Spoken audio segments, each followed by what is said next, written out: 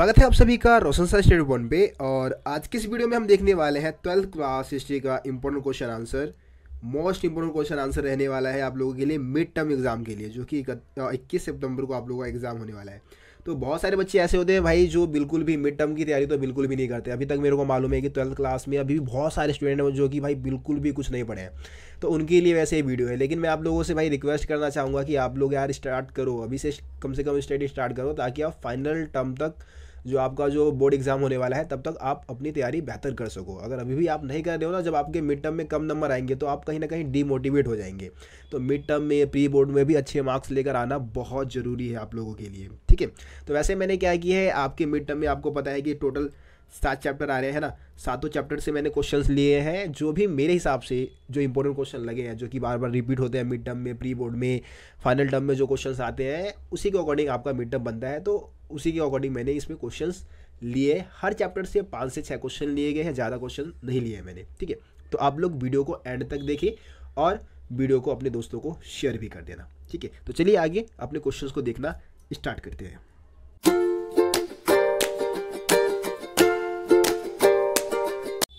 सो प्यारे बच्चों, पहला क्वेश्चन हम देखते हैं। पहला क्वेश्चन है, हड़प्पा वासियों के निर्वाह के तरीकों का वर्णन कीजिए। निर्वाह के तरीके यानी कि जीवन यापन की हम यहाँ पे बात करने वाले हैं। इसी क्वेश्चन को अलग तरीके से भी पूछा जाता है, थोड़ा सा घुमाया जाता है, जैसे कि इतिहासकारों ने हड़प्पा वासियों के निर्वाह के तरीकों को किस तरीके से एक नया दिशा प्रदान किया। मतलब कि इसमें हमें बताना है कि इतिहासकारों ने कैसे उनके निर्वाह के तरीकों के बारे में जानकारी जुटाया, ठीक है। वैसे निर्वाह के तरीके ही बताने हैं, 1-2 पॉइंट हमें इतिहासकारों के बारे में भी डाल देना है। तीसरा क्वेश्चन बिल्कुल सिंपल है कि भाई हड़प्पा वासियों के जीवन यापन के तरीकों का वर्णन कीजिए, ठीक है। तीनों ही क्वेश्चन में कुल मिला के अपने को निर्वाह के तरीके ही बताने हैं, बस क्वेश्चन को पूछने का तरीका थोड़ा चेंज कर दिया गया है। बच्चे इतने बेवकूफ़ होते हैं कि थोड़ा सा शब्द अगर चेंज हो जाए ना तो उनको लगता है कि अलग क्वेश्चन आ गया, भैया ने जो बताया था वो क्वेश्चन तो है ही नहीं, ये तो बिल्कुल ही अलग है, ठीक है। लेकिन ऐसा नहीं होता है। क्वेश्चंस आपके एनसीईआरटी बुक से बनते हैं, टॉपिक्स आपको सारे करा दिए जाते हैं, बस ये होता है कि पूछने का तरीका, क्वेश्चन के पूछने का तरीका थोड़ा चेंज हो जाता है। इसीलिए बच्चे टीचर्स को फिर दोष देते हैं। ये होते हैं बेवकूफ़ बच्चे। जो सही में समझदार है वो तो भाई अच्छे से क्वेश्चंस कर देंगे, है ना। तो चलिए इसका आंसर देखते हैं। हड़प्पा वासियों के निर्वाह के तरीके में हम क्या पॉइंट्स बताएंगे। निर्वाह मतलब आपको पता है जीवन यापन, वो कैसे करते थे। देखिए, हड़प्पावासी पेड़ पौधों से भोजन प्राप्त करते थे, मछली इनका मुख्य आहार था। ये 2 चीज़ें आप याद रखिए। अब कई स्थलों से हमें जले हुए अनाज के दाने मिले हैं, ठीक है, बीज के साक्ष्य मिले हैं, जो इस बात को दर्शाते हैं कि वो वनस्पति पदार्थों से भोजन प्राप्त करते थे, पेड़ पौधों से भोजन प्राप्त करते थे। इनके अनाज के दानों की बात करें तो अनाज में गेहूँ, जौ, सफ़ेद चना, तिल, बाजरा, ये सारी चीज़ें शामिल थी। बाजरे के दाने के साक्ष्य गुजरात से मिले। चावल के दाने कम मिले। चावल कम मिलने का मतलब ये 2 अनुमान लगा सकता हूँ मैं कि भाई या तो वहाँ पे खेती कम होती थी चावल की, या फिर वो चावल यूज में कम लाते थे, ठीक है। उसके बाद जानवर में बात करें तो भाई भैंस है, बकरी है, भेड़ है, सुअर है, ये उनके पालतू जानवर थे, इससे भी भोजन प्राप्त करते होंगे, है ना। और दूध वगैरह भी मिल जाता होगा, मांस मिल गया, ठीक है। भेड़ के जो आपके खाल है वो यूज़फुल हो जाते थे, ठीक है। इसके अलावा सुअर, घड़ियाल, हिरन, ये सब जंगली जानवर थे, इनको मार के शिकार करके उनसे भी भोजन प्राप्त करते थे। तो ये पॉइंट्स भी आप इसमें बता सकते हैं। बहुत ही आसान है, वैसे शॉर्ट क्वेश्चन आता है, 3 नंबर में क्वेश्चन आएगा आपके। अगला क्वेश्चन देखते हैं। अगला क्वेश्चन है, हड़प्पा वासियों की सबसे अनूठी विशेषता ध्यानपूर्वक जल निकासी प्रणाली को माना जाता है। कथन को स्पष्ट कीजिए। तो भाई जल निकासी प्रणाली अनूठी विशेषता मतलब इसकी जैसी कोई विशेषता थी नहीं, है ना। जल निकासी प्रणाली की हम बात कर रहे हैं। तो हड़प्पा सभ्यता की जल निकासी प्रणाली बहुत अच्छी थी, आपको मालूम है, उसी के बारे में आपको यहाँ पे बताना है। दूसरा क्वेश्चन सिंपल आएगा कि भाई हड़प्पा सभ्यता के जल निकासी का वर्णन कीजिए। बहुत ही सिंपल है ये तो, इसमें कुछ भी भाई घुमाया नहीं गया है। पहले वाले में थोड़ा सा घुमाया गया है हमें। चलिए अब हम आंसर देखते हैं। आपको पता है कि हड़प्पा सभ्यता में जो भी गलियों और नालियों को बनाया गया था वो नियोजित ढंग से बसाया गया था, नियोजित ढंग से बनाया गया था। और सड़कों और गलियों को ग्रिड पद्धति में बनाया गया था, जो एक दूसरे को समकोण पर काटती हुई निकलती थी। समकोण मतलब कि एक इधर से बन रहा है चारों तरफ से समकोण, ठीक है।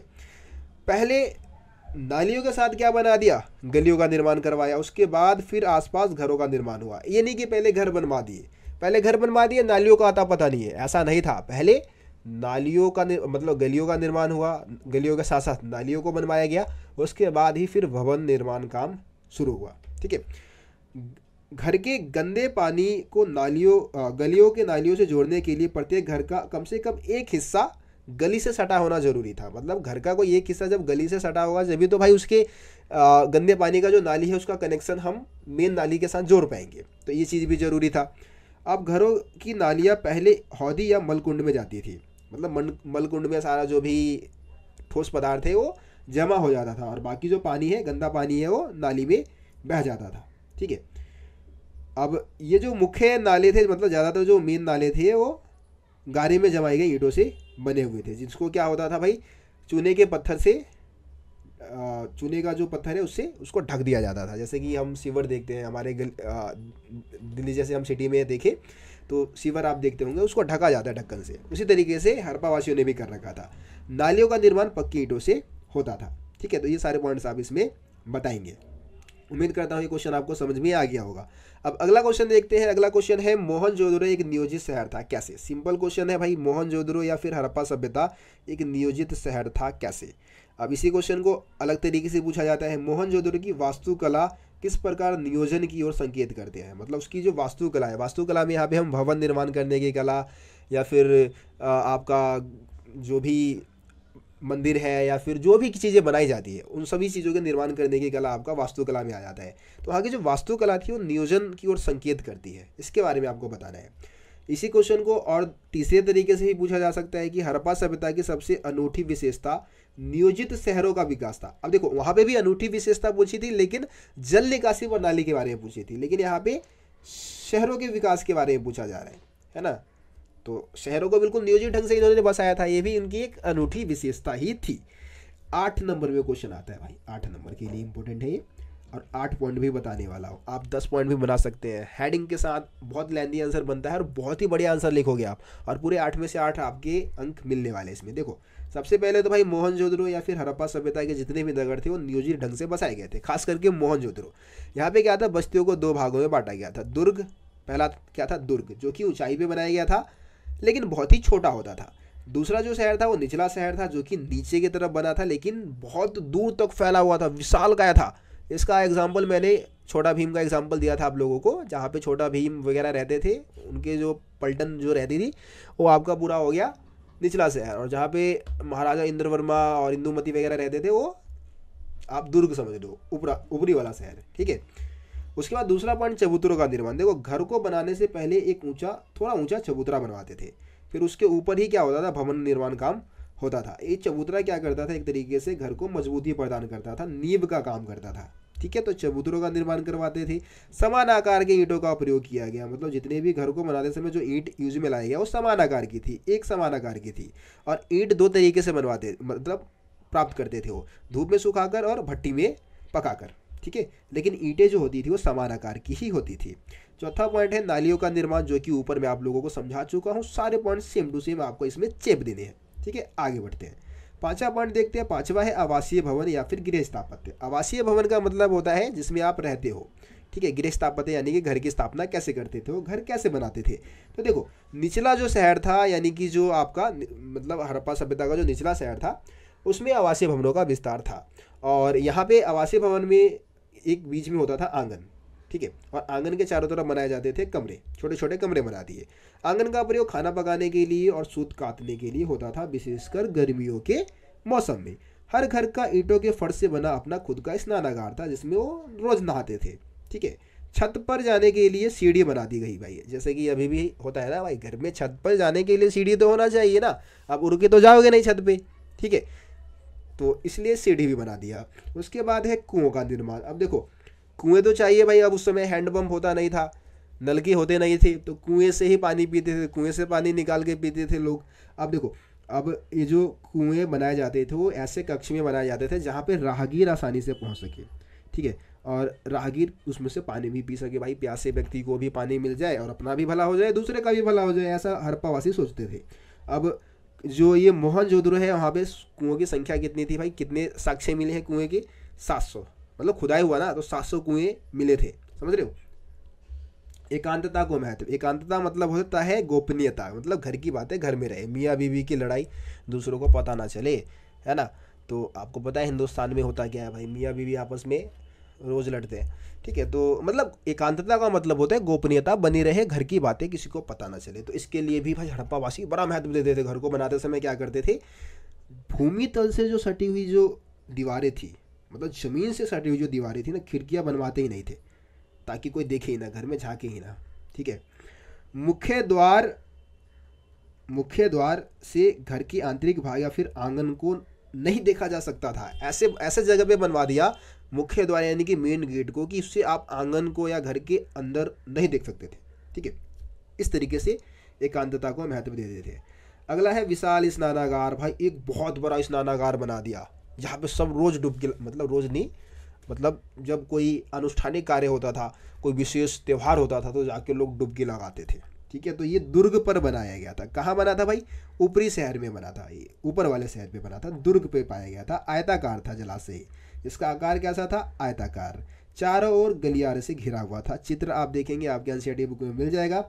इसके अलावा इसका प्रयोग किस लिए होता था, अनुष्ठानिक कार्यों के संपन्न करने के लिए, इसमें स्नान करने के लिए इसका इस्तेमाल होता था, ठीक है, समझ गए। चलो अगला क्वेश्चन देखते हैं। अगला क्वेश्चन है, इतिहासकार सामाजिक और आर्थिक विभिन्नताओं का अवलोकन करने के लिए कौन सी दो विधियों का प्रयोग करते हैं। अब भाई देखो, मैं एक इतिहासकार हूँ और मेरे को हड़प्पा वासियों के ना सामाजिक और आर्थिक विभिन्नताओं का अवलोकन करना है, मतलब वहाँ पे समाज में क्या विभिन्नताएं थी, लोग क्या अमीर थे, लोग क्या गरीब थे, उसके बारे में पता करना है। तो मैं तो भाई दो तरीके अपना लूँगा। एक तो भाई शवाधानों का अध्ययन कर लूँगा मैं। पहला तरीका क्या अपना लूँगा, शवाधान। शवाधान मतलब कब्र, जो कब्र थे, खुदाई के दौरान बहुत सारे कब्र मिले हैं, वहाँ से बहुत सारी अस्थियाँ मिली है, उस कब्र में बहुत सारे सामान भी मिले हैं। वैसे तो बुक में लिखा हुआ है एनसीईआरटी बुक में कि भाई हड़प्पावासी इस मान्यता को नहीं मानते थे कि वो अपने सामान, मतलब जो मृतक व्यक्ति है उसके सामान को उसके साथ ही दफना दे, इस बात में विश्वास नहीं करते थे। लेकिन बहुत सारे कब्र से मिले हैं, आप चित्र देखेंगे भी आप एनसीईआरटी। एक बच्चे ने मेरे को कमेंट किया था कि भैया वो तो मतलब मृतकों के साथ उनके प्रयोग किए गए सामान को दफनाना पसंद नहीं करते थे या फिर ऐसा काम नहीं करते थे। आप एनसीईआरटी बुक के सबसे आखिरी क्वेश्चन आंसर खत्म हो जाएगा, उसके आखिरी पेज पे देखना भाई, वो बहुत बड़ा कब्र दे रखा है, मतलब उसमें एक कंकाल है और उसके आसपास बहुत सारे सामान भी है, ठीक है। तो शवाधान में क्या है, शवाधान मतलब हम कब्र के माध्यम से पता लगा सकते हैं, क्योंकि हड़प्पावासी क्या करते थे अपने साथ, मतलब मृतकों के साथ बहुत सारी चीज़ें उसके साथ ही दफन कर देते थे, जो भी वो चीज़ें इस्तेमाल में लाते थे।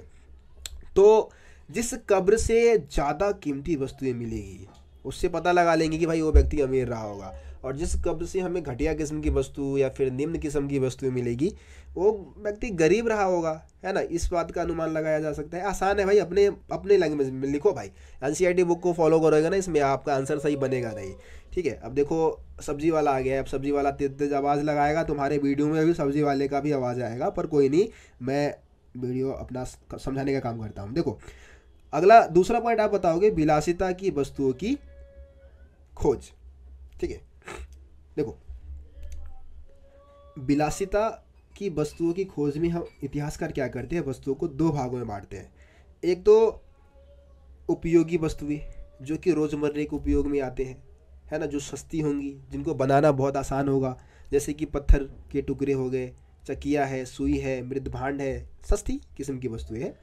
दूसरा विलासिता की वस्तुएं, ठीक है, जो कि बहुत जटिल प्रक्रिया से बनाए जाते हैं, जिनको बनाना बहुत कठिन है, जैसे कि फ्योन्स के पात्र, जो कि रेत के चिपचिपे पदार्थ और रंग के मिश्रण से बनाया जाता था इसको, और बहुत ही मतलब कीमती माना जाता था। तो जिस स्थान से ये विलासिता की वस्तुएं मिलेगी वहाँ के लोग क्या रहे होंगे, अमीर रहे होंगे, और जिन स्थानों से अपने को उपयोगी वस्तुएं, सस्ती किस्म की वस्तुएं मिली होगी वहाँ के लोग रहे होंगे गरीब। इस बात का अनुमान लगाया जा सकता है। चलिए अगला क्वेश्चन देखते हैं, हड़प्पाई लिपि की विशेषता बताइए। बहुत आसान क्वेश्चन है, पूरे नंबर तुम्हारे इसमें आने चाहिए, ठीक है।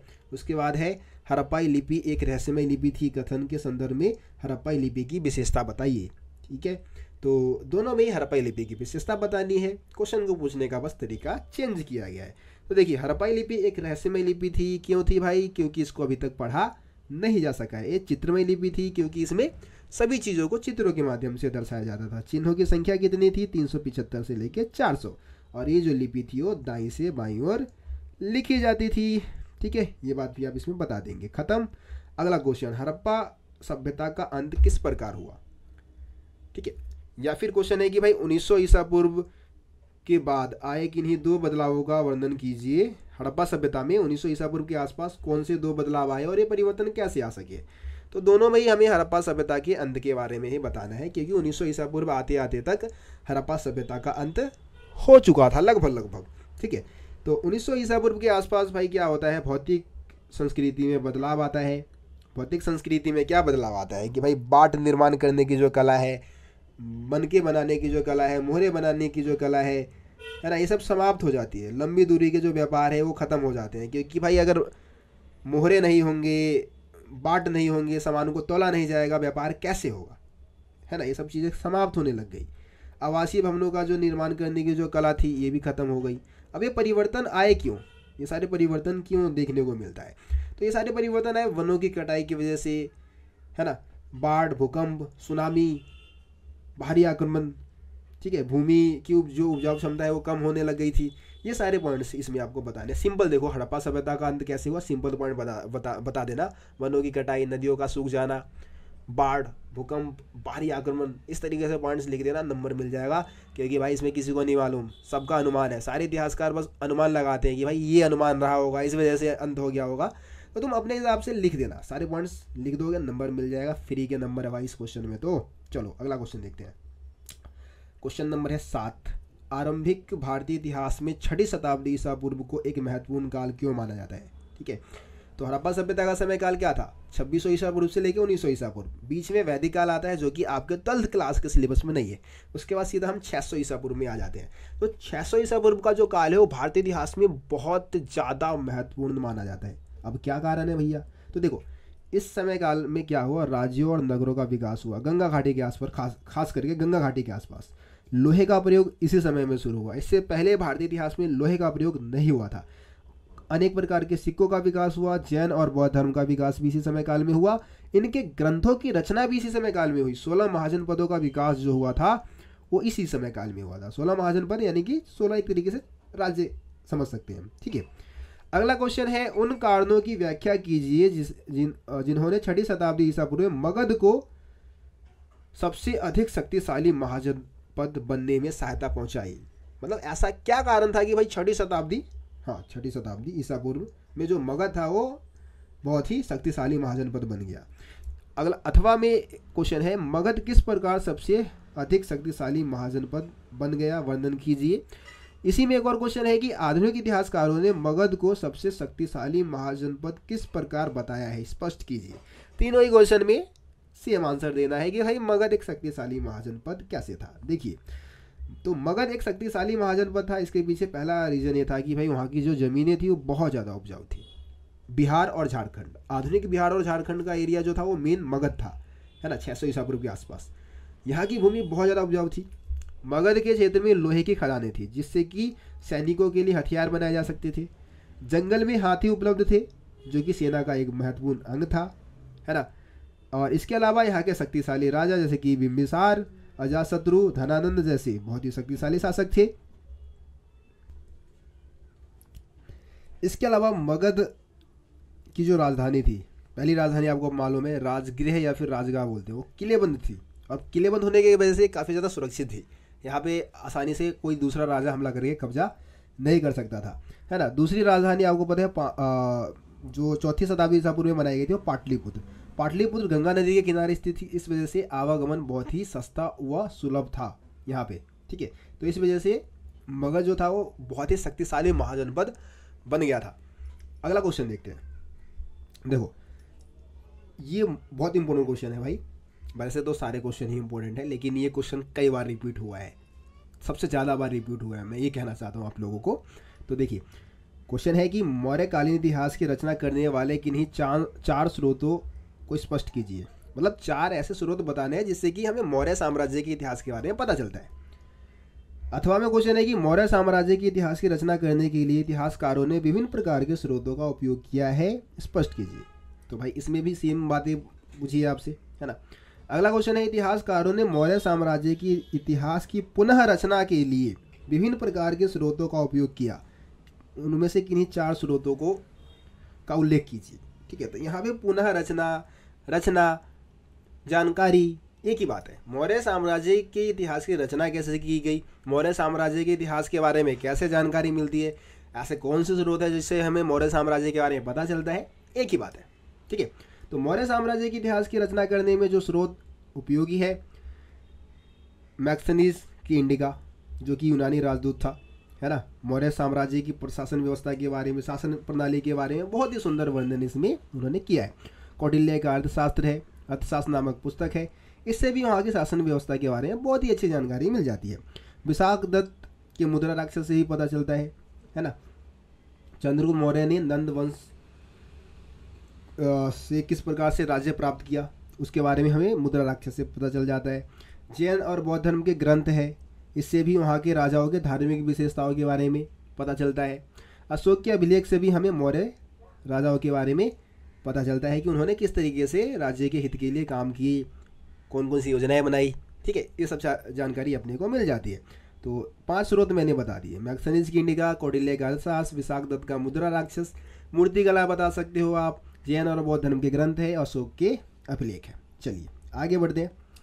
अब है अगला क्वेश्चन, मौर्य साम्राज्य की प्रमुख मौर्य प्रशासन के प्रमुख अभिलक्षणों की चर्चा कीजिए। अशोक के अभिलेख में इनमें से कौन से तत्वों का प्रमाण मिलते हैं।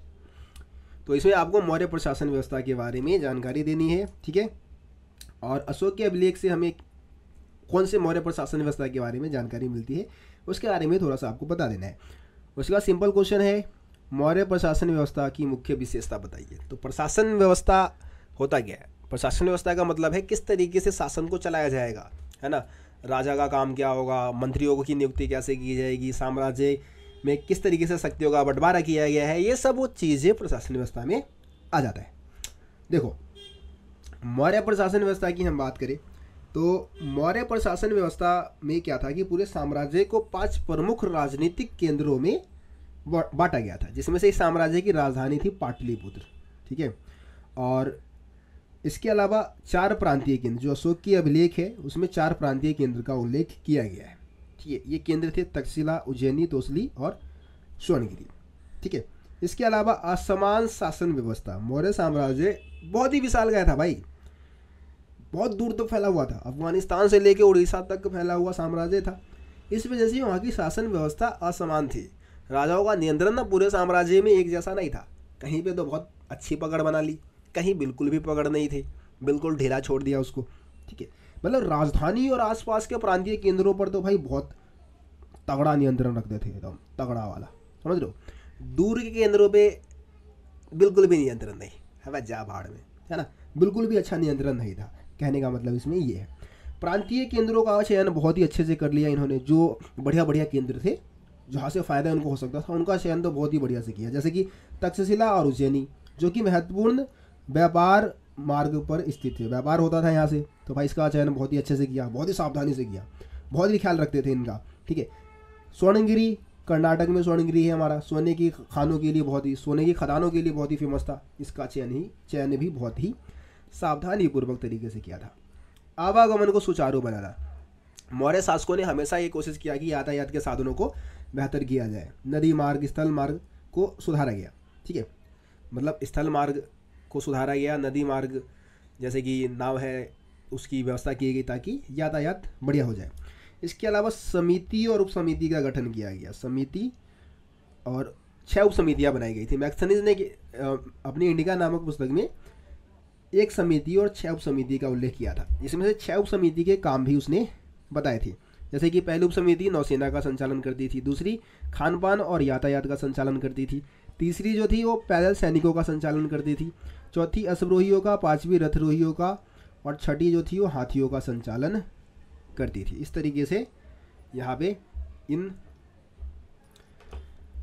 6 उप समितियों का गठन किया गया था, उनके काम आप बताएंगे। जिसमें से दूसरी उप समिति जो थी वो सबसे महत्वपूर्ण भूमिका निभाती थी। अब दूसरी उप समिति का काम क्या था, यातायात और खान पान की व्यवस्था करना। अब यातायात में क्या करेंगे, वो बैलगाड़ियों की व्यवस्था करेंगे, है ना, सैनिकों के भोजन जानवरों के चारे का प्रबंध करना, सैनिकों की देखभाल के लिए सेवकों तथा शिल्पकारों की नियुक्ति करना, ये सब काम किसका था? दूसरे उपसमिति का था। उसके बाद आखिरी पॉइंट बताएंगे धम्म महामात्रों की नियुक्ति। अब देखो, धम्म महामात्र होते थे विशेष प्रकार के अधिकारी।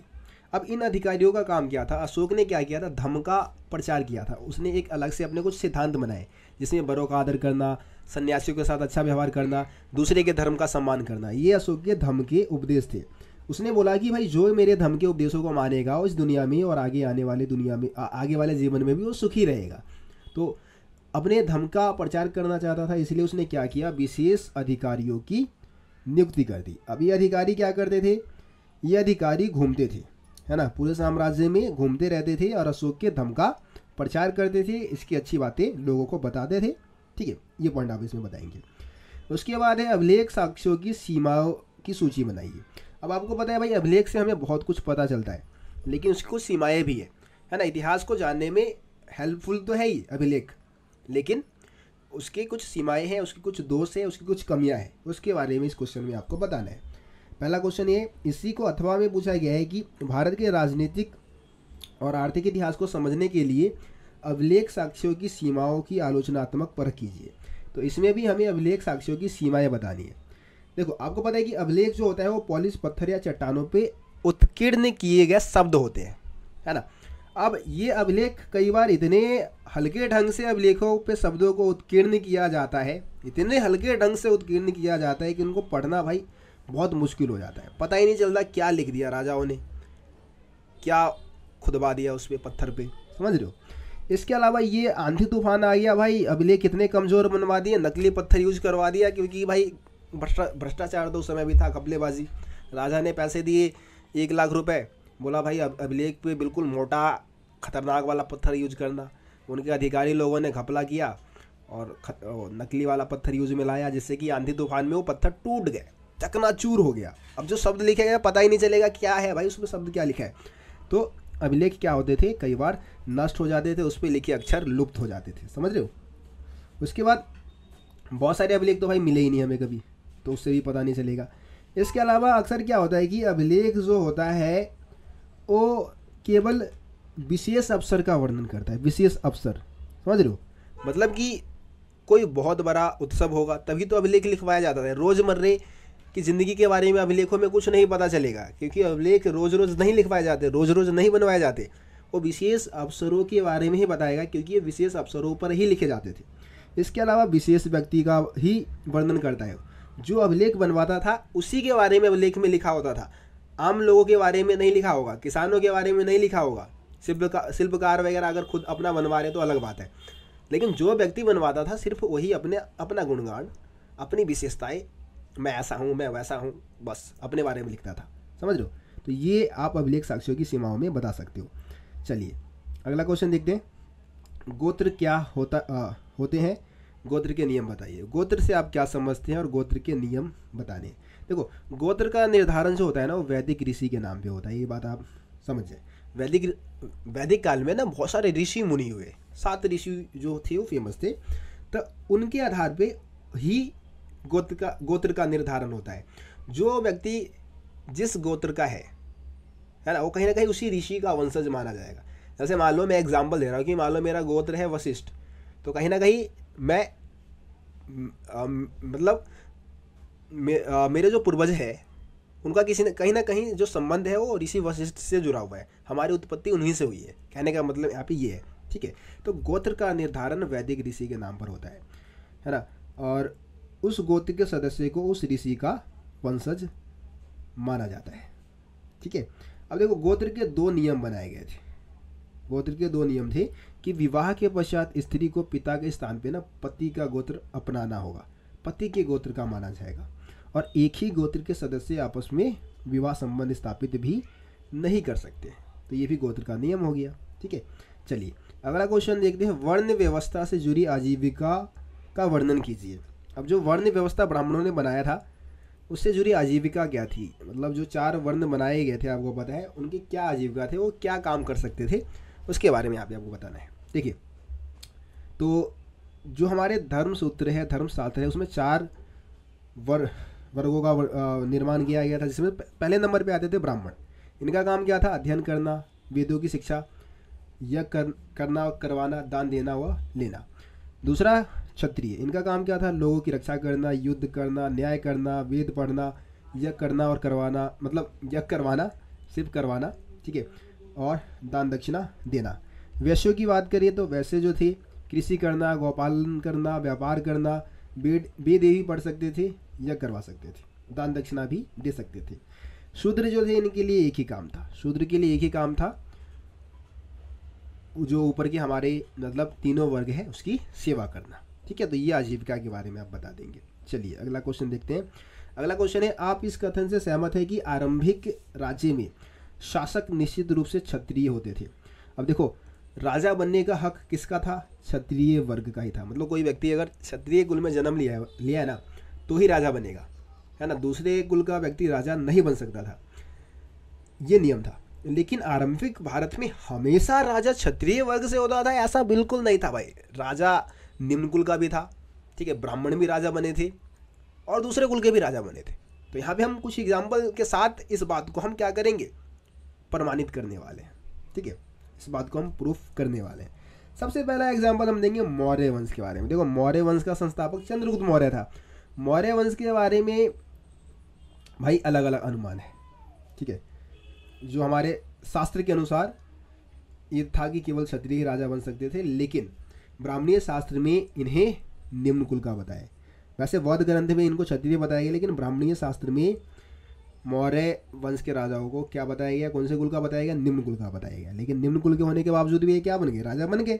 शुंग और कण्व जो कि मौर्य के बाद इन्होंने भारत पे शासन किया था, है ना, मौर्यों के उत्तराधिकारी थे, ये ब्राह्मण थे और ब्राह्मण होते हुए भी राजा बने। रुद्रादमन जो कि भाई ये तो इंडिया का था ही नहीं, मध्य मतलब जो भी शक वंश के राजा थे, शक, ठीक है, ये मध्य एशिया से भारत आए थे। और ब्राह्मण मध्य एशिया बाहर से आने वाले को क्या बोलते थे? मलेच्छ, बर्बर, विदेशी मानते थे। लेकिन रुद्रादमन ने सुदर्शन झील का पुनर्निर्माण करवाया और उसने शासन किया, ठीक है। तो रुद्रादमन का एग्जाम्पल आप दे सकते हैं। उसके बाद है सातवाहन। सातवाहन भी जो थे वो ब्राह्मण थे, ठीक है। जैसे कि यहाँ पे गौतमी पुत्र श्री सातकर्णी की बात करें तो ये अनूठा, अपने आप को अनूठा ब्राह्मण बताता था। अनूठा मतलब बहुत ही सर्वश्रेष्ठ ब्राह्मण बताता था और क्षत्रियों के अधिकारों का हनन करता भी बताता था, समझ लो। तो निष्कर्ष क्या निकलता है कि भाई हर वो व्यक्ति राजा बन सकता था जो लोगों की सेवा कर सके, लोगों के लिए काम कर सके, लोगों के लिए संसाधन जुटा सके, लोगों का समर्थन जुटा सके, वो राजा बन सकता था, ठीक है। ये हो गया। अगला क्वेश्चन देखते हैं। अगला क्वेश्चन है, किसी भी साहित्यिक ग्रंथ का अध्ययन करते समय इतिहासकार को किन किन पहलुओं पर विचार करना चाहिए? ठीक है, मतलब कोई साहित्यिक ग्रंथ है, जैसे कि मैं रामायण, पुराण, अर्थशास्त्र की बात कर लूँ, मैक्सनेस इंडिका की बात कर लूँ, ये सब क्या साहित्यिक ग्रंथ है ये।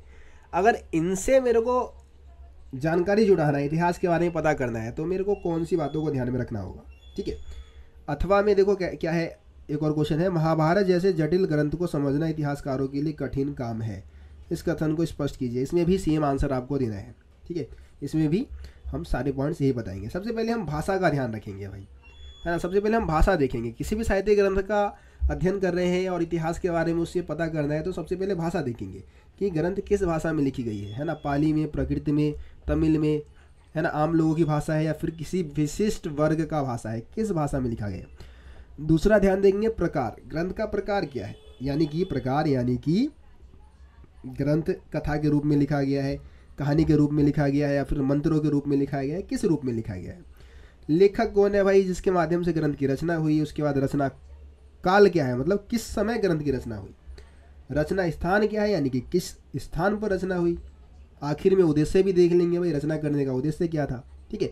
तो इन बातों को ध्यान में रखकर ही हम किसी भी साहित्य ग्रंथ का इतिहास के निर्माण में इस्तेमाल करते हैं। अगला क्वेश्चन देखते हैं। अगला क्वेश्चन है, महाभारत की भाषा एवं विषय वस्तु का वर्णन कीजिए।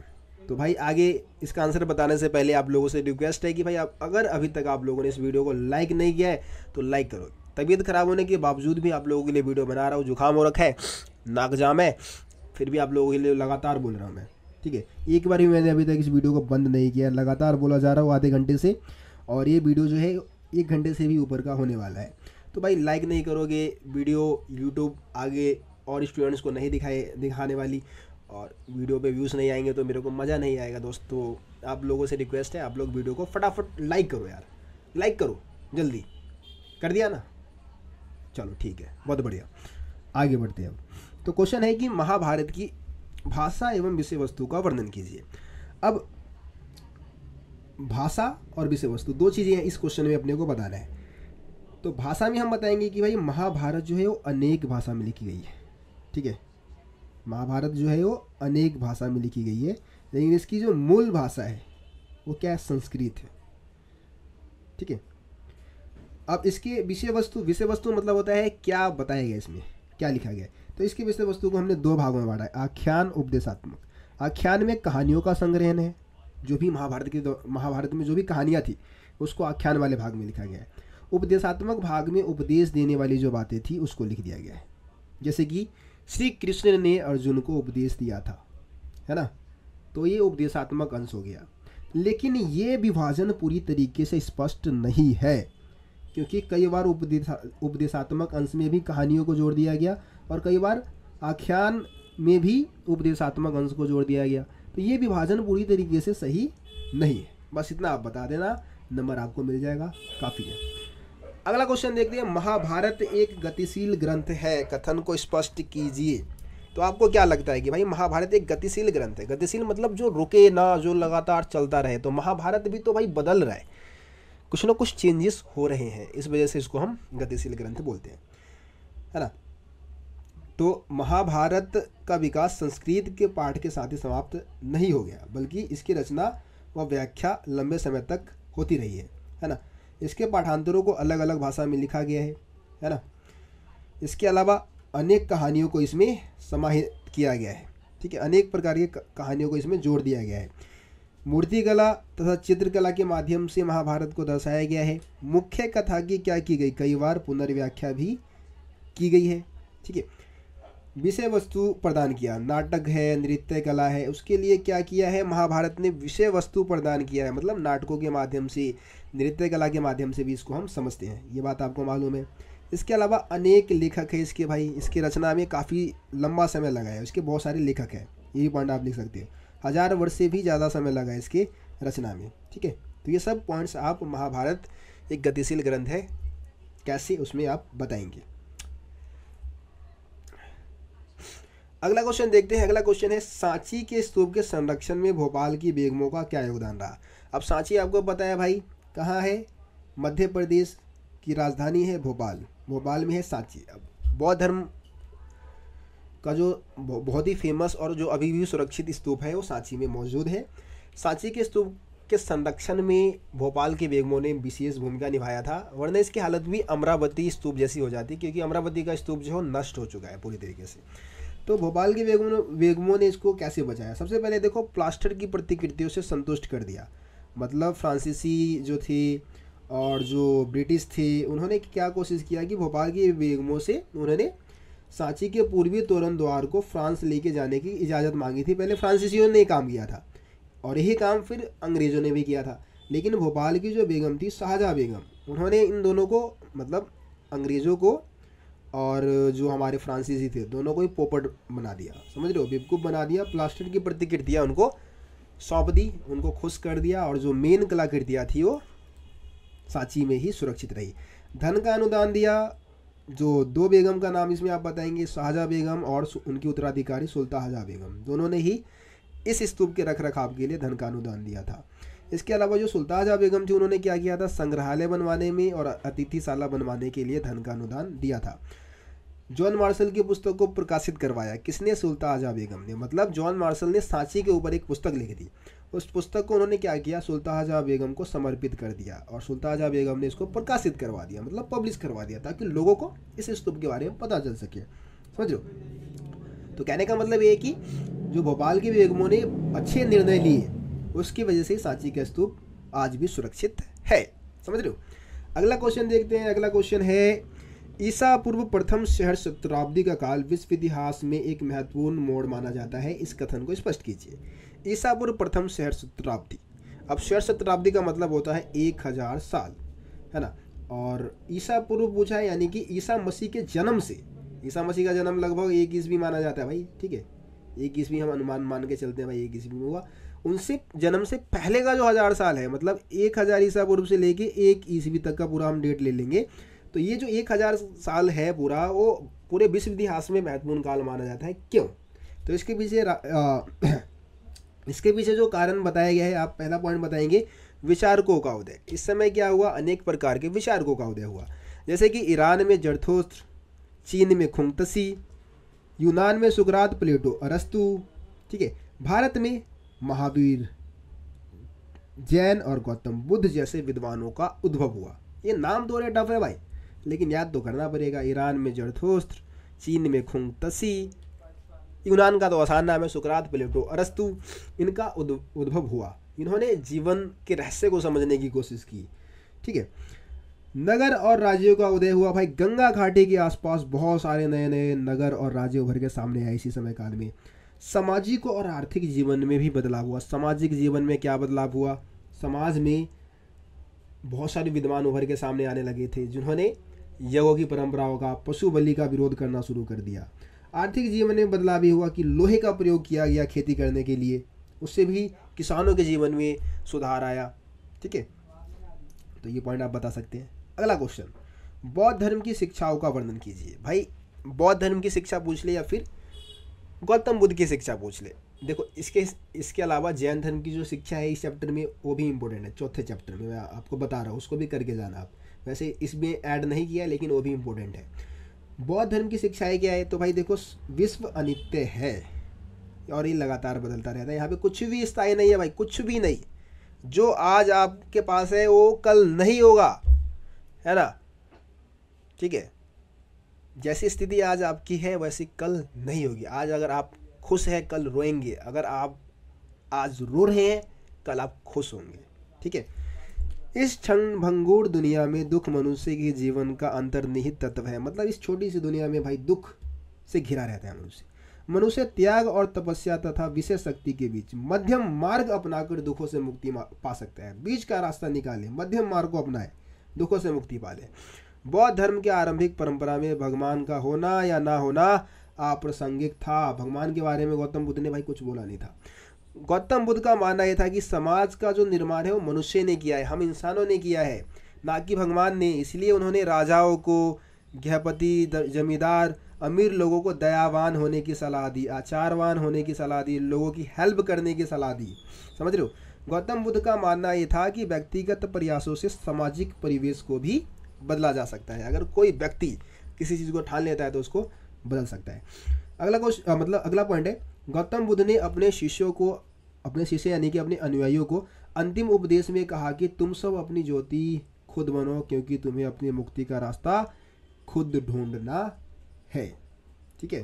तो ये गौतम बुद्ध की शिक्षा में आप पॉइंट बता सकते हैं। कुछ और पॉइंट भी लिख सकते हैं, जैसे कि अहिंसा पर बल दिया था इन्होंने, यज्ञों की परंपराओं का विरोध किया था, है ना। जो ब्राह्मणवादी विचारधारा है उसका उन्होंने खुलकर विरोध किया था। ये पॉइंट्स हो गए आपके। चलिए अगला क्वेश्चन देखते हैं। क्वेश्चन नंबर 21 आ गया हमारे पास। बुद्ध के जीवन काल में और उनके मरने के बाद भी बौद्ध धर्म तेजी से फैला। क्या आप इस कथन से सहमत हैं? तो बुद्ध जब जीवित थे और जब उनकी मृत्यु हो गई तो भी बौद्ध धर्म तेजी से फैला। आप इस कथन से सहमत हैं? तो हाँ भाई, मैं तो बिल्कुल सहमत हूँ। जब वो जीवित थे तब भी बौद्ध धर्म फैल रहा था और आज भी फैल रहा है, ठीक है। इसके पीछे बहुत सारे कारण हैं। सरल शिक्षा भाई, सरल शिक्षा। बौद्ध धर्म की शिक्षा बहुत ही सरल थी, आसान थी। इसमें गौतम बुद्ध के उपदेशों को आपको फॉलो करना था बस, ठीक है। और आसानी से गौतम बुद्ध की शिक्षाओं को कोई भी समझ सकता था। समानता का व्यवहार होता था। आप किसी भी जाति धर्म से हो, आपके साथ भेदभाव नहीं होगा। जैसे कि हिंदू धर्म में होता था, जाति के आधार पर कितना ज़्यादा भेदभाव, आज भी होता है ना, पहले भी होता था। तो बौद्ध धर्म में ये चीज़ नहीं थी। इस वजह से ही तो लोग बौद्ध धर्म की ओर आकर्षित हुए। जो खास करके जो निचले तबके के लोग थे वो बौद्ध धर्म की ओर आकर्षित हुए, उन्होंने बौद्ध धर्म को अपनाया। कम खर्चीला था। कम खर्चीला का मतलब भाई पैसे ज़्यादा खर्च नहीं करने बौद्ध धर्म को अपनाने के लिए। रोज़ रोज़ हिंदू धर्म में रोज़ कोई ना कोई पूजा आ गया भाई, अब पूजा करोगे भाई उसमें खर्चे तो होंगे ना, ठीक है। लेकिन यहाँ पे ऐसा नहीं था। यहाँ पे सिर्फ आपको गौतम बुद्ध के उपदेशों को फॉलो करना है। आप बौद्ध धर्म को अपना चुके हैं, कोई पूजा त्यौहार नहीं है, कोई खास पैसे खर्च नहीं करने, कम खर्चीला था। राजाओं की सहायता भाई, राजाओं ने भी सपोर्ट किया बौद्ध धर्म को फैलाने में। अशोक और कुषाण वंश के राजाओं ने, कुषाण वंश का जो कनिष्क था, कनिष्क नाम था इसका, उसने काफ़ी ज़्यादा सपोर्ट किया था इसको फैलाने में। ठीक है, तो ये पॉइंट्स आप इसमें बताएंगे। अगला क्वेश्चन है, अमरावती और सांची के स्तूप की नियति में अंतर स्पष्ट कीजिए। नियति, नियति मतलब होता है किस्मत। तो आपको पता है कि इन दोनों की नियति बिल्कुल अलग थी। एक की नियति बहुत अच्छी थी, जो कि जिस वजह से आज भी वो सुरक्षित है, और एक की नियति बहुत ही खराब थी।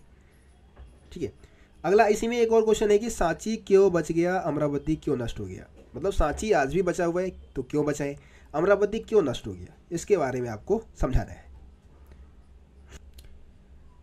तो चलिए इस क्वेश्चन का आंसर आपको बिल्कुल स्टोरी की तरह समझाता हूँ, ध्यान से सुनिएगा आप लोग। तो देखिए, स्टोरी की शुरुआत होगी 1796 में, जब अमरावती स्तूप की खोज होगी, मतलब पता लगेगा किसी व्यक्ति को। तो एक स्थानीय राजा होता है जो एक मंदिर बनवाना चाहता है। क्या बनवाना चाहते हैं, मंदिर। उस मंदिर बनवाने के दौरान ही उसको क्या होता है, अचानक से अमरावती के स्तूप के अवशेष मिल जाते हैं। तो उसको लगता है कि भाई इसके नीचे कोई खजाना छुपा होगा, है ना। और जब वहाँ पे खुदाई करवाता है वो, लेकिन खुदाई के दौरान ना कुछ मिलता नहीं है, खजाना बजाना कुछ मिलता नहीं है। तो उसको लगता है यार मेरी मेहनत तो ख़राब हो गई। तो राजा क्या करता है, स्थानीय राजा, जो अमरावती के स्तूप के जो अवशेष थे, उसके जो अवशेष थे, वहाँ से जो पत्थर वगैरह निकले थे, उसका इस्तेमाल वो मंदिर निर्माण में करवाता है। तो नष्ट होने की प्रक्रिया यहीं से शुरू हो जाती है। ठीक है, उसके बाद कॉलिन मैकेंजी, जो कि ईस्ट इंडिया कंपनी का एक अधिकारी था, ठीक है, ये यहाँ से गुजरता है ना। और अमरावती का विस्तृत चित्रकारी भी करता है वो, और एक रिपोर्ट तैयार कर देता है अमरावती स्तूप के बारे में। लेकिन उनका जो रिपोर्ट है वो कभी प्रकाशित नहीं होता। ठीक, 1854 में गुंटूर एक जगह है आंध्र प्रदेश में, वहाँ का कमिश्नर यहाँ की यात्रा करने आता है, अमरावती की यात्रा करने आता है। ठीक है, और वो बहुत सारी मूर्ति और पत्थरों को मद्रास भिजवा देता है। उसने पश्चिमी तोरण द्वार को भी खोज लिया था, जो इसका पश्चिमी तोरण द्वार था उसको भी खोज निकाला था। 1850 के दशक तक क्या होता है कि इस के अवशेष जो है, अमरावती के जो अवशेष है, उसकी लूट मच जाती है। ठीक है, कलकत्ता में एशियोटिक सोसाइटी ऑफ बंगाल, मद्रास में इंडिया ऑफिस है, वहाँ भेजा जाता है इसके अवशेष को। इसके अलावा इस इलाके का कोई भी नया अधिकारी यह कहकर मूर्तियाँ उठा ले जाता था कि उससे पहले भी अधिकारियों ने ऐसा किया है। मतलब कोई आता था तो कुछ ना कुछ लेके जरूर जाता था। किसी ने विरोध कर दिया तो सीधा जवाब होता था कि भाई हमसे पहले वाले व्यक्ति ने भी तो ऐसा ही किया है, वो भी तो यहाँ से कुछ ना कुछ लेके गया है, तो हम खाली हाथ क्यों जाए, हम भी कुछ ना कुछ लेके जाएंगे। समझ लो, ये बात थी। उसके बाद पुरातत्वविद एच.एस. कोल ने कहा कि भाई मैं इस बात से बहुत दुखी हूँ कि हमारे देश की कलाकृतियों की लूट मच रही है। हमें क्या करना चाहिए कि जो हमारे देश की जो प्राचीन कलाकृतियाँ हैं उनको खोज वाले जगह पर सुरक्षित रखना चाहिए, और उसकी प्लास्टर प्रतिकृतियाँ संग्रहालय में रखना चाहिए या किसी को भेंट के रूप में देना चाहिए। ठीक है, लेकिन अमरावती के लिए उनकी बात नहीं मानी गई। ठीक है, लोग इसके महत्व को, स्तूप के महत्व को इस समय नहीं समझ पाए, और इस वजह से अमरावती का स्तूप नष्ट हो गया। अब देखो सांची क्यों बचा रह गया, सांची के बचे रहने के पीछे क्या रीज़न था। तो सांची स्तूप की जो खोज है, ठीक है, वो काफ़ी बाद में हुई थी, मतलब अमरावती से काफ़ी बाद में हुई थी। आपको पता है कि सांची की स्तूप की जो खोज है वो 1818 में हुई थी, और अमरावती की खोज 1796 में, मतलब पहले हो गई थी। तो उस समय तक लोगों को स्तूप के महत्व का पता ही नहीं था कि भाई स्तूप का महत्व क्या है, इसके नीचे गौतम बुद्ध के अवशेष है, ये बौद्ध धर्म का पवित्र केंद्र है। ये बात 1796 तक लोगों को मालूम नहीं था। लेकिन जब सांची की स्तूप की खोज हुई तो लोगों को स्तूप का महत्व का पता चल चुका था। इसके अलावा भोपाल की बेगमों ने क्या किया था भाई, सांची के स्तूप के संरक्षण में विशेष योगदान दिया था, है ना। उन्होंने धन का अनुदान दिया, ठीक है, संग्रहालय बनवाया, अतिथिशाला बनवाया, जॉन मार्शल की पुस्तक को प्रकाशित करवाया। तो इस वजह से भी जो आपका सांची का स्तूप है वो बचा रह गया। ठीक है, ये पॉइंट्स आप यहाँ पे बताएंगे। उसके बाद महायान और हीनयान परंपरा में अंतर बताना है आपको। बौद्ध धर्म दो भागों में बढ़ जाता है आगे चल के, महायान परंपरा और हीनयान परंपरा। महायान क्या है, बौद्ध धर्म की नई परंपरा है। गौतम बुद्ध को क्या मानते हैं, ये गौतम बुद्ध को भगवान मानते हैं, मूर्ति रूप में इनकी पूजा करते हैं, और ये कहीं ना कहीं इसमें विश्वास मतलब किया जाता है कि जो बुद्ध है वो मुक्ति दिलवा सकते हैं। ठीक है, उसके बाद हीनयान परंपरा की हम बात करें तो ये बौद्ध धर्म की पुरानी परंपरा है, मतलब ये पुराने समय से चली आ रही है। गौतम बुद्ध को ये इंसान मानते हैं, गौतम बुद्ध को मूर्ति रूप में नहीं पूजते हैं, है ना। ये मानते हैं कि भाई व्यक्तिगत प्रयास से निर्वाण प्राप्त किया जा सकता है, एक व्यक्ति ही अपनी मुक्ति का रास्ता स्वयं ढूंढ सकता है। ठीक है, तो ये महायान और हीनयान के बारे में हो गया। अगला क्वेश्चन देखते हैं, अल बिरूनी की किताब उल हिंद की विशेषता बताइए। तो अल बिरूनी ने जो किताब उल हिंद लिखा था उसकी क्या विशेषता थी? सबसे पहले भाषा बताएंगे, तो भाषा अरबी भाषा में लिखी गई थी, भाषा सरल एवं स्पष्ट थी। अध्याय की बात करें तो त्योहार, खगोल विज्ञान, रीति रिवाज, प्रथा, सामाजिक प्रथा, भारतोल, है ना, मापन विद्या, मूर्तिकला, कानून, विज्ञान, इन सब के आधार पर 80 अध्यायों में इसके विषय को कितने अध्यायों में बांटा गया था? 80 अध्यायों में। शैली क्या थी? तो आरंभ में एक प्रश्न पूछता था, उसके बाद एक संस्कृतिवादी परंपराओं का वर्णन करता था, उसके बाद इस संस्कृति की तुलना दूसरी संस्कृति के साथ करने की कोशिश करता था। ये हो गया। अगला क्वेश्चन देखते हैं, क्वेश्चन नंबर है 25। क्वेश्चन नंबर 25 है, अल बिरूनी को भारतीय इतिहास को समझने में कौन कौन सी समस्याएं आई, इन समस्याओं का समाधान वो कैसे कर पाया? ठीक है, मतलब अल बिरूनी जब भारत आया था तो उसको बहुत सारी समस्याओं का सामना करना पड़ा, वो समस्याएं बतानी है, उस समस्याओं का समाधान भी कैसे किया उसने, कैसे भारतीय इतिहास के बारे में जानकारी जुटाया, वो भी आपको बताना है। तो सबसे पहले भाई भाषा की बात कर लेते हैं, है ना। सबसे पहला पॉइंट क्या है? भाषा। देखो, वो अरबी भाषा को जानता था, इसके अलावा और भी बहुत सारी भाषाओं को जानता था, बहुत सारी भाषाओं का ज्ञाता था वैसे तो, लेकिन भारत में संस्कृत भाषा का प्रचलन था, भारतीय जो ग्रंथ थे वो संस्कृत भाषा में लिखे थे, उसको संस्कृत भाषा का उतना अच्छा खासा नॉलेज नहीं था, है ना, जिस वजह से वो भारतीय ग्रंथों को नहीं समझ पा रहा था सही से। धार्मिक आस्था और प्रथाओं में विभिन्नता थी, ठीक है, अलग अलग धर्म, अलग अलग जाति, अलग अलग वर्ग के लोग यहाँ पे निवास करते थे। तीसरा, अभिमान, भारत के लोग अभिमानी थे, बहुत ज़्यादा घमंडी थे, मतलब घमंडी कहने का मतलब ये कि जब कई बार वो लोगों से कुछ पूछने की कोशिश करता था तो वो बताते नहीं थे, है ना, तो ये पॉइंट भी आप लिख सकते हैं। अब इन समस्याओं का समाधान के लिए उसने क्या किया, हमारे देश के जो प्राचीन ग्रंथ थे उस पर पूरी तरीके से निर्भर रहा, जैसे कि वेद, पुराण, भगवत गीता, पतंजलि की कृति, है ना, मनुस्मृति, इन सब चीज़ों का अध्ययन किया। इन्हीं सब चीज़ों के माध्यम से भारतीय समाज के बारे में वो जानकारी जुटाया था। ठीक है, तो ये पॉइंट्स आप इसमें बताएंगे। चलिए अगला क्वेश्चन देखते हैं, क्वेश्चन नंबर 26 आ चुका है हमारे सामने। क्वेश्चन नंबर 26 है, अल बिरूनी का जाति व्यवस्था का विवरण दीजिए। मतलब अल बिरूनी ने जो जाति व्यवस्था के बारे में जो विवरण दिया था उसके बारे में आपको समझाना है। देखिए, तो उसने प्राचीन फारस, जहाँ से वो आया था, फारस का पूरा एरिया पड़ता था, प्राचीन फारस में 4 सामाजिक वर्ग थे। वो बोलता है कि प्राचीन फारस में 4 सामाजिक वर्ग थे, घुड़सवार और शासक वर्ग, भिक्षु, अनुष्ठानिक, पुरोहित एवं चिकित्सक। ठीक है, एक और चीज़ में फारस ऊपर बोल दिया, तो फारस जो था पूरा ऊपर का जो आपका मध्य एशिया के आसपास का जो एरिया था वो फारस कहलाता था। तो कहीं ना कहीं जो उज्बेकिस्तान से वो आया था तो फारस का ही एरिया पड़ जाता था, कुछ एरिया। ठीक है, तो 4 वर्ग फारस, प्राचीन फारस के 4 सामाजिक वर्ग की बात करता है, शासक और घुड़सवार वर्ग, भिक्षु, अनुष्ठानिक, पुरोहित और चिकित्सक, खगोल शास्त्री और वैज्ञानिक। और आई थिंक चिकित्सक को आप इसमें से हटा दें, भिक्षु और अनुष्ठानिक, पुरोहित को बस रखिए। तीसरे वर्ग में रखिए आप डॉक्टर, जो भी चिकित्सक है, खगोल शास्त्री होते हैं जो कि आपको पता है अंतरिक्ष वगैरह के बारे में नॉलेज रखते हैं, और वैज्ञानिक, ये आपका तीसरे वर्ग में आ जाएगा। और चौथे वर्ग में कृषक तथा शिल्पकार। ठीक है, अब इन सब चीज़ों को वो दिखाना चाहता था कि वर्ग के आधार पर समाज को बांटा गया था या वर्ण व्यवस्था जो बनाया गया था वो केवल भारत में नहीं था बल्कि दुनिया के और देशों में भी ये चीज़ें मौजूद थी। लेकिन फिर भी उसने जाति, भारत में जो जाति के अंदर जो अपवित्रता की जो मान्यता थी उसका उसने क्या किया था, विरोध किया था। अपवित्रता की मान्यता, वो मानता है कि जो अपवित्रता की मान्यता है ना वो प्रकृति के नियम के विरुद्ध है, क्योंकि अगर कोई वस्तु अपवित्र हो जाए तो वह अपवित्रता की मूल स्थिति को दोबारा से प्राप्त कर सकता है। जैसे कि सूर्य हवा को स्वस्थ कर देता है, अगर हवा गंदा हो जाए तो सूर्य की रोशनी हवा को स्वस्थ कर देता है। नमक समुद्र में जो पानी है, पानी को गंदा होने से बचाता है। तो ये सब चीज़ें अपने ऑटोमेटिक हो जाता है भाई। कोई भी जाति को आप, कोई भी व्यक्ति को आप, या कोई किसी भी चीज़ को आप हमेशा के लिए पवित्र नहीं रख सकते, वो अपने आप पवित्रता की मूल स्थिति को प्राप्त कर लेगा। यानी कि जो जाति के अंदर जो अपवित्रता की मान्यता है वो प्रकृति के नियम के विरुद्ध है। ठीक है, तो ये हो गया आपका। चलिए आगे बढ़ते हैं। इब्न बतूता ने भारतीय शहरों को व्यापक अवसरों, ये मिसप्रिंट हो गया है उसके लिए माफ़ी चाहता हूँ, व्यापक अवसरों से भरा हुआ पाया। ठीक है, कथन को स्पष्ट कीजिए। तो इसमें क्या बताना है आपको, भारतीय शहरों की विशेषता बतानी है। है ना, भारत के जो शहर थे उसकी क्या खासियत थी।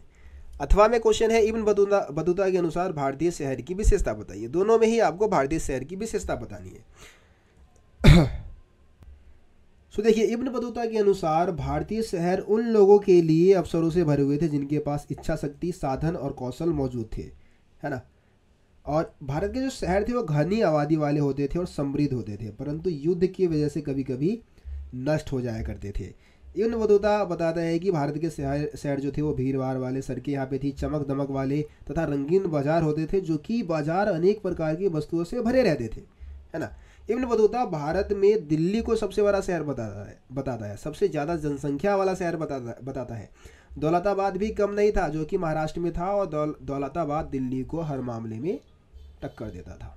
समझ रहे हो, बाजार केवल क्रय विक्रय का केंद्र नहीं था, बल्कि ये सामाजिक और आर्थिक गतिविधि का केंद्र भी था। अधिकांश बाजार में होता था एक मस्जिद, एक मंदिर, है ना। बाजार में नर्तकों के लिए, संगीतकारों के लिए, गायकों के लिए क्या बना दिया, एक अलग से मंच बना दिया, स्टेज बना दिया, जहाँ पे वो अपने कला का प्रदर्शन कर सकते थे।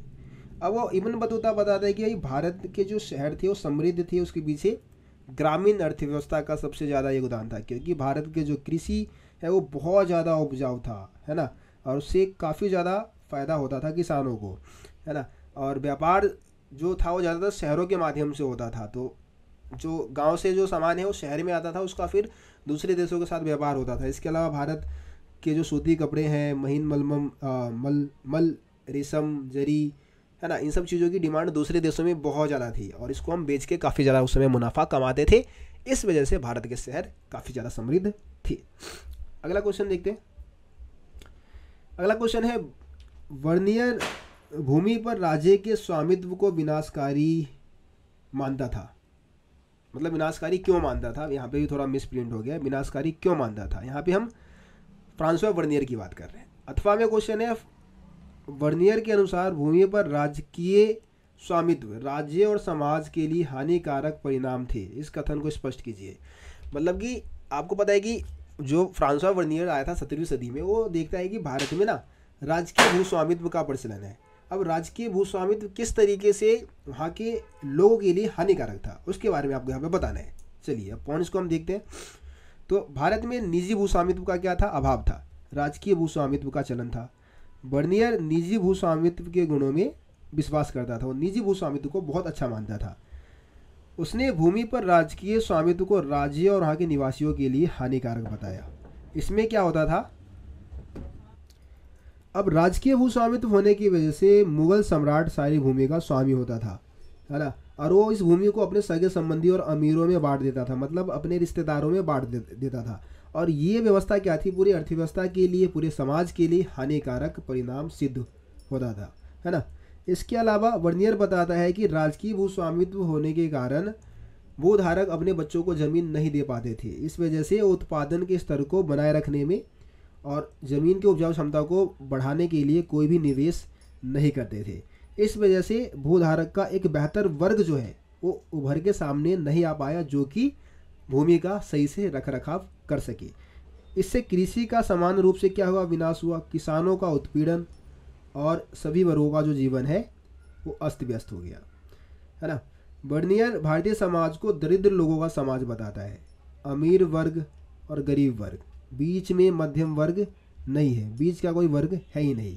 इसके अलावा भारत के राजाओं को क्या बताता है, भिखारियों और क्रूर लोगों का राजा बताता है ना। शहर को, नगरों को गंदी हवा से दूषित बताता है, खेतों को झाड़ीदार और घातक दलदलों से भरा हुआ बताता है। और इन सब का एक ही कारण था, राजकीय भूस्वामित्व। ठीक है, ये पॉइंट्स आप इसमें लिख देना, बस बहुत है। अगला क्वेश्चन देखते हैं। अगला क्वेश्चन है, इब्न बतूता ने दास प्रथा के बारे में कौन कौन से साक्ष्य प्रस्तुत किए। ठीक है, दास प्रथा के बारे में उसने क्या बताया था। तो इब्न बतूता बताता है कि भाई भारत में ना बाजार में किसी दूसरे वस्तु की तरह दास को सरेआम खरीदा जाता था, बेचा जाता था। जब इब्न बतूता दिल्ली पहुंचा तो मोहम्मद बिन तुगलक के लिए उसने भेंट में घोड़े, ऊंट और दास खरीदे। जब वह मुल्तान पहुंचा तो वहाँ के गवर्नर के लिए किशमिश के बादाम के साथ दास और घोड़े खरीदे थे उसने। ठीक है, इब्न बतूता ये भी बताता है कि मोहम्मद बिन तुगलक नसरुद्दीन नामक धर्म उपदेशक की बातों से इतना प्रभावित हुआ कि उसको 1 लाख टके और 200 दास भेंट में दे दिया, मतलब दान दे दिए। ठीक है। इब्न बतूता बताता है कि जो सुल्तान है, सुल्तान की सेवा में कार्यरत कुछ सदस्य संगीत और गायन में निपुण थी, मतलब जो कुछ दासियाँ थी वो संगीत और गायन में निपुण थी। सुल्तान अपने अमीरों पर नज़र रखने के लिए भी दासियों की नियुक्ति करता था। दासों को सामान्य घरेलू श्रम के लिए इस्तेमाल किया जाता था, मतलब जो दास होते थे उनसे घर का काम वाम, जो मेहनत करने वाले जो काम है वो करवाया जाता था। इसके अलावा पालकी और डोले उठाने के लिए भी जो पुरुष दास होते थे उनका इस्तेमाल किया जाता था। ठीक है। दासों की कीमत बहुत कम होती थी, विशेषकर उन दासियों की जिनकी आवश्यकता घरेलू काम के लिए होती थी। जो घर का काम जो दासियाँ करती थी उनको ज़्यादा पैसे मिलता था दासों की तुलना में। ठीक है। और अधिकांश परिवार जो कि कम मतलब रखने में समर्थ होते थे वो रखते थे। ठीक है। एक दास तो या 2 दास 4 दास रखते थे कम से कम। ठीक है। तो ये बात आप यहाँ पे बताएंगे। अगला क्वेश्चन देखते हैं। अगला क्वेश्चन है तमिलनाडु के अलवार और नैनार संतों द्वारा चलाए गए भक्ति आंदोलन का वर्णन कीजिए। तो देखिए, सबसे पहले भारत में जो भक्ति आंदोलन चला था 6वीं शताब्दी में तमिलनाडु के अलवार और नैनार संतों ने चलाया था। अलवार विष्णु के भक्त थे, नैनार शिव के भक्त थे, और ये एक स्थान से दूसरे स्थान पे भ्रमण करते हुए अपने ईश्वर के लिए क्या करते थे, भजन गाते थे। ईश्वर की स्तुति के लिए, ईश्वर की भक्ति के लिए भजन गाते थे। वो यात्रा करते रहते थे और कुछ जगह को पवित्र स्थल भी घोषित किया, मतलब अपने देवताओं का निवास स्थल घोषित किया। बाद में वहाँ पे क्या बन गए, विशालकाय मंदिर बन गए। ठीक है। अब इसमें क्या था कि स्त्री, मतलब इस परंपरा में स्त्री और जो निम्न वर्ग के जो लोग थे उसको भी शामिल किया गया था। और भक्ति संत जो थे वो अनेक वर्गों से आए थे, जैसे कि ब्राह्मण, शिल्पकार, किसान, अस्पृश्य, सभी वर्ग से आए थे। इन्होंने जातिगत भेदभाव का विरोध किया था और इसके अलावा ब्राह्मणों का जो प्रभुत्व है उसके खिलाफ आवाज़ उठाया था। इन्होंने एक ग्रंथ की भी रचना की थी जिसको संस्कृत के 4 वेदों जितना महत्वपूर्ण बताया गया था, जिसका नाम था नलाइरा दिव्य प्रबंधम, है ना। इसकी रचना अलवार संतों ने की थी और इसको संस्कृत के 4 वेदों जितना समान बताया गया था। इसमें स्त्रियां भी शामिल थी, जैसे कि अंडाल जो थी वो विष्णु की भक्ति थी। ठीक है। और स्वयं को विष्णु की प्रेयसी मानती थी और उसने अपने प्रेम भावनाओं को छंदों में व्यक्त किया था।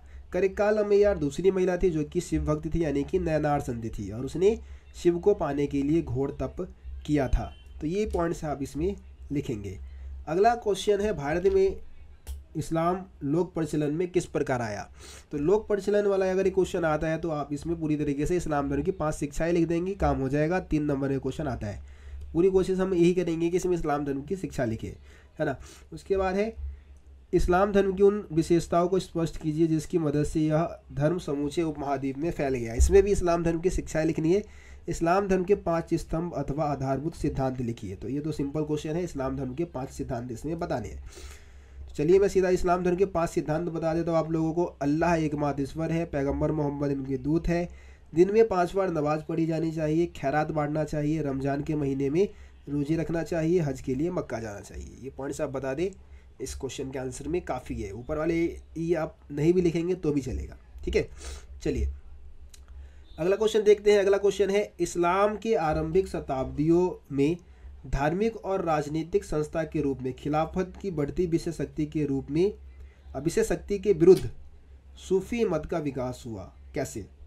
यहाँ पे आपको सूफी मत के विकास के बारे में बताना है। सूफी मत का विकास कैसे हुआ, मतलब इस्लाम धर्म जब स्टार्टिंग में चल रहा था, विस्तार हो रहा था इसका, खलीफाओं का शासन था, खलीफा तेज़ी से फैल रहे थे, उस समय भी क्या हुआ, जो सूफी मत है वो तेज़ी से फैला, सूफी मत का विकास हुआ। ठीक है। तो सूफी मत के विकास के बारे में बताना है। अथवा में क्वेश्चन है सिंपल, भारत में सूफी मत का विकास कैसे हुआ, इसके बारे में आपको लिखना है। तो देखिए, कुछ लोग ऐसे थे जिनका रहस्यवाद और वैराग्य के प्रति झुकाव बढ़ा। किसके प्रति? रहस्यवाद और वैराग्य के प्रति। उनको हमने बोल दिया सूफी संत। उन्होंने रूढ़िवादी परंपराओं का विरोध करना स्टार्ट कर दिया। ठीक है। और कुरान की व्याख्या क्या करते थे, वो निजी अनुभवों के आधार पर करते थे, अपने अनुभवों के आधार पर करते थे। उलमा द्वारा कुरान की व्याख्या पर निर्भर वो नहीं थे। उन्होंने मुक्ति पाने के लिए ईश्वर की भक्ति और उनके आदेशों का पालन करने पर बल दिया। पैगंबर मोहम्मद को इंसान कामिल बताया, ठीक है। और सूफियों ने क्या किया, कुरान की व्याख्या अपने अनुभवों के आधार पर की, ये बात मैं आपको बता चुका हूँ। और 11वीं सदी तक ये काफ़ी ज़्यादा फेमस आंदोलन भी बन गया। इन्होंने क्या किया, खानका की स्थापना की। अपने आप को कहाँ स्थापित करते थे, खानका में रहते थे। और खानका पे नियंत्रण किसका होता था, खानका पे नियंत्रण होता शेख, पीर अथवा मुर्शीद का। ये अपने अनुयायियों की भर्ती करते थे, जो शेख होते थे वहाँ के, जो खानका के जो प्रमुख होते थे, समझ रहे हो। खानका मतलब जैसे कि मठ होता है, मठ हो गया, या आपका मतलब जहाँ पे बौद्ध भिक्षु रहते हैं, ठीक है। उसी तरीके से हमारा खानका होता था जहाँ पे सूफी संत रहते थे।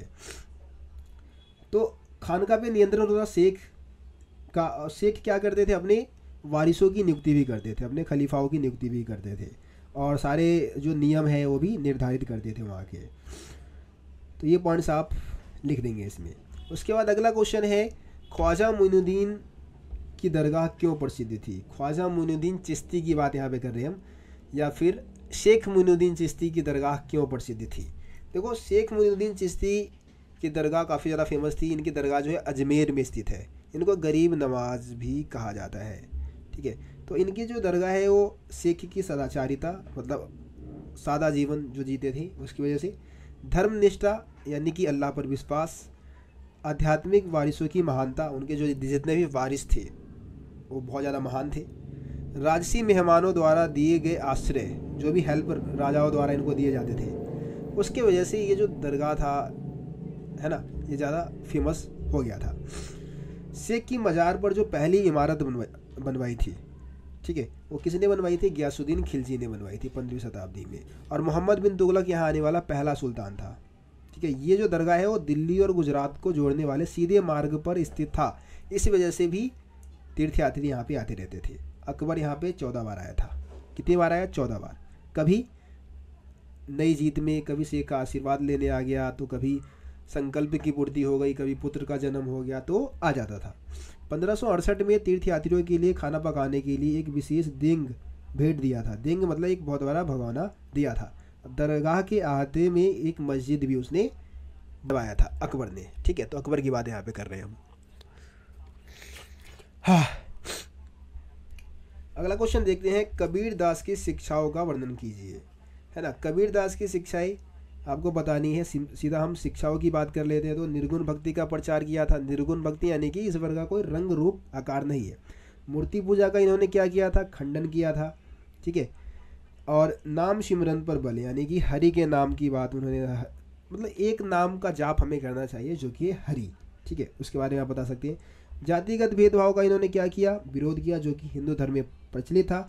धर्म के सभी बाहरी आडंबरों का खंडन किया, जो धर्म में जो कमियां थी, जैसे कि यज्ञ है, पशु बलि है, जाति के आधार पर भेदभाव, उन सब चीज़ों का उन्होंने क्या किया, खंडन किया था। आपसी भाईचारे को बढ़ावा दिया, ठीक है। तो ये कबीर दास की शिक्षा में ये पॉइंट्स आप लिख देंगे, काफ़ी है।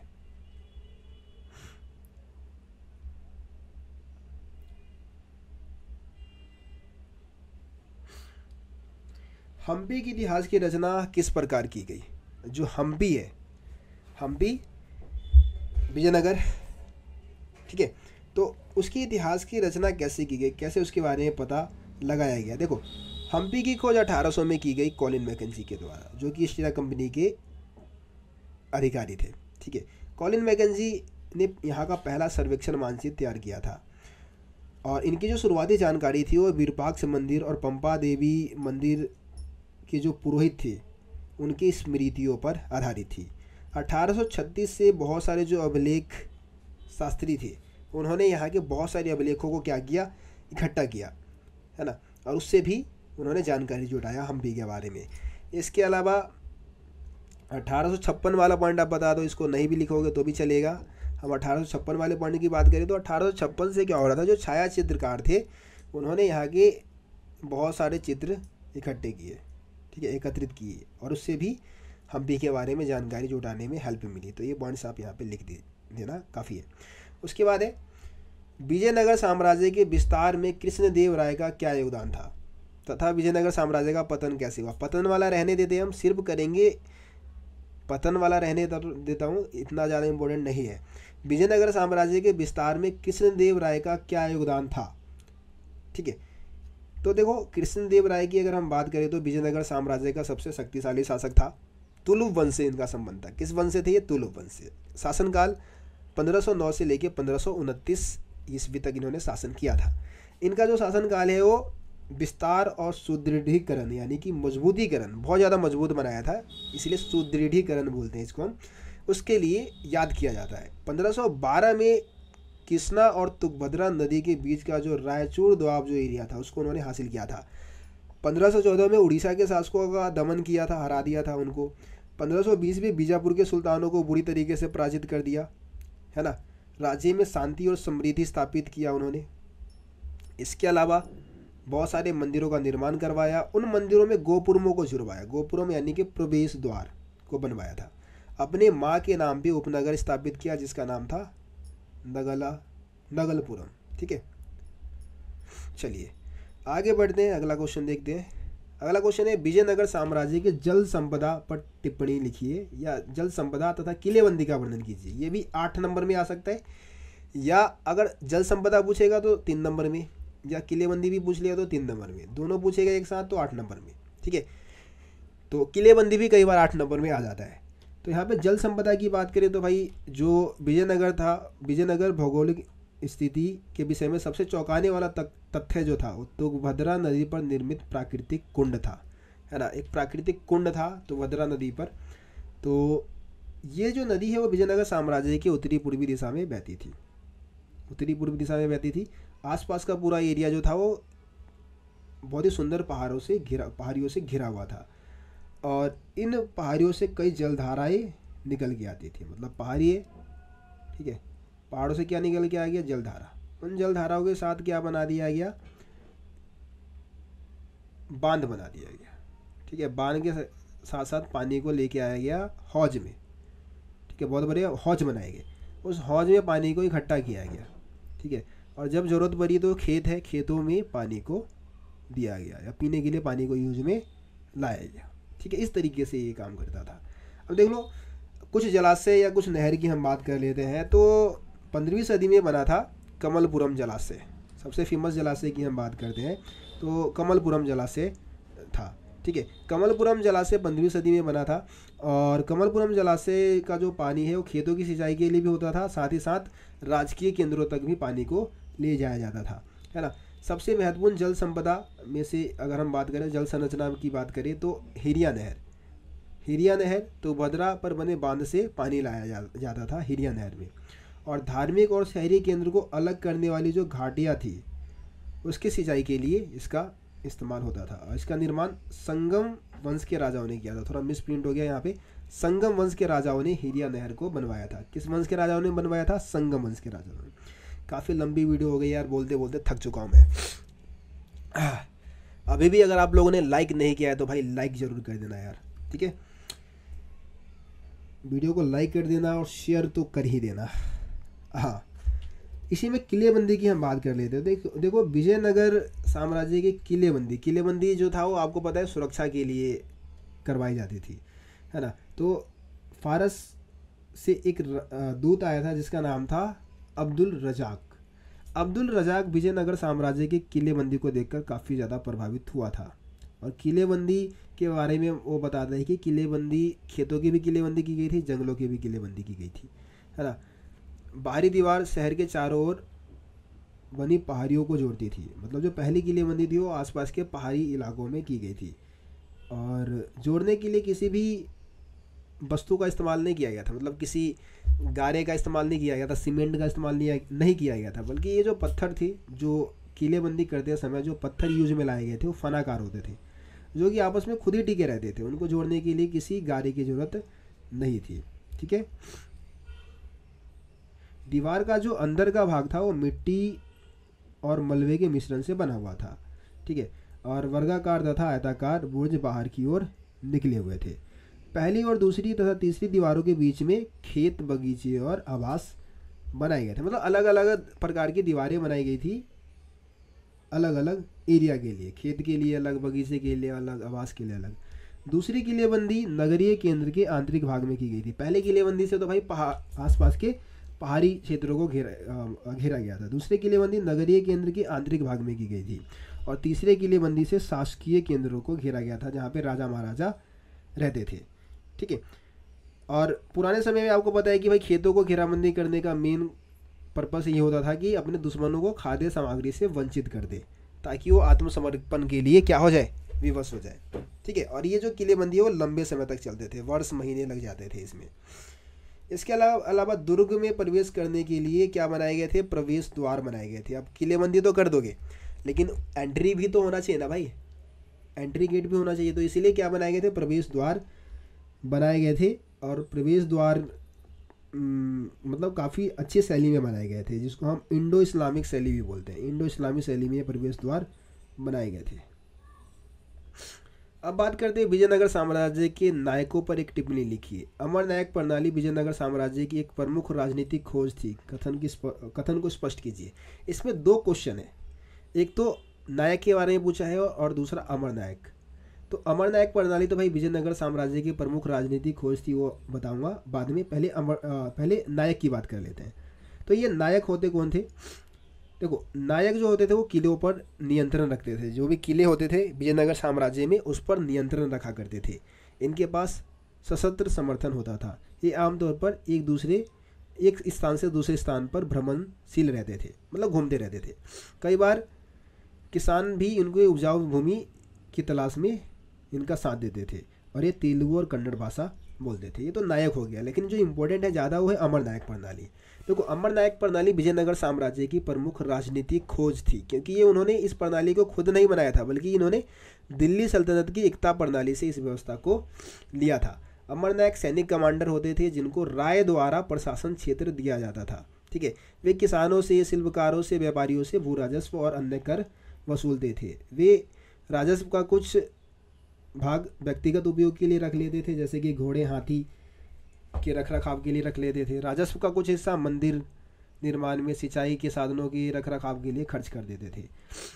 यह दल विजयनगर शासकों को एक प्रभावशाली सैन्य शक्ति प्रदान करती थी। जब युद्ध हो गया तो भाई अमर नायक अपनी सेना के साथ युद्ध में पार्टिसिपेट करते थे। अमर नायक राजा को वर्ष में एक बार भेंट भी भेजता था, स्वामी भक्ति प्रकट करने के लिए। ठीक है, क्योंकि ये राजा के अंडर ही काम करते थे और राजकीय दरबार में उपहारों के साथ खुद भी उपस्थित होते थे। राजा कभी कभी इनको स्थानांतरित करके उन पर अपना नियंत्रण दर्शाता था। ठीक है, तो ये अमर नायक प्रणाली के बारे में हो गया। तो ये क्वेश्चन थे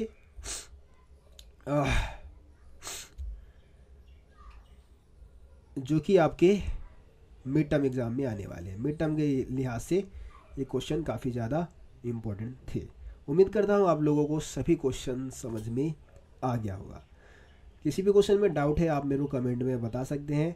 वीडियो पसंद आया तो यार लाइक ज़रूर कर देना। मेहनत लगती है, इतनी लंबी वीडियो बनाने में काफ़ी समय लगता है। एसी है नहीं, पंखे में पंखा चला नहीं सकता हूँ क्योंकि भाई वॉइस की क्वालिटी ख़राब हो जाएगी। गर्मी में बैठ के वीडियो बना रहा हूँ, तो अगर आप लोग लाइक नहीं करेंगे तो भाई ये वीडियो आगे बढ़ेगा नहीं, और आगे बढ़ेगा नहीं तो व्यूज़ आएगा नहीं, और व्यूज़ जब आएगा नहीं तो मेरा मन नहीं करेगा और वीडियो बनाने का। तो आप लोग लाइक ज़रूर कर देना और शेयर भी कर देना। ठीक है, मिलते फिर आप लोगों से अगली वीडियो में। तब तक के लिए जय हिंद, जय भारत। आप सभी अपना ख्याल रखें।